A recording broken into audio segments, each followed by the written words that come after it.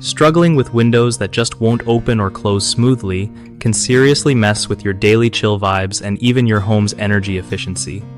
So, first off, always check if the tracks where your windows slide are clean. Dirt and grime buildup is like a sneaky villain, making everything sticky and hard to move. Grab a vacuum or a brush and get those tracks spotless. Next, don't skip on lubricating the hinges and rollers. Think of it like giving your windows a little massage so they glide easy. Use a silicone-based spray or a light oil, but not too much, or it gets all messy and attracts more dirt. Also, look at how your window sits in the frame. Sometimes it's just out of whack and needs a little nudge or adjustment to line up right. If you notice any bent parts or broken rollers, swapping those out can make a world of difference.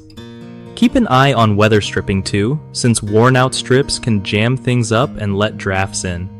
Once you do this routine every few months, your windows will feel like new again without calling in the pros every time. One of the biggest issues people run into with windows not opening or closing smoothly is dirty tracks.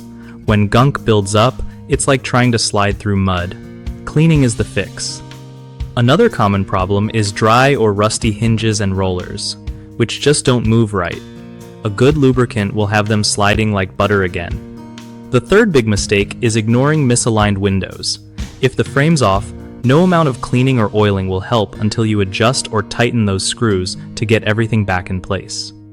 BigHomeProjects.com makes it super simple for homeowners to find trusted local contractors who can handle window repairs without any hassle. For contractors, it's a solid way to get steady work by connecting with people who really need their skills around the house.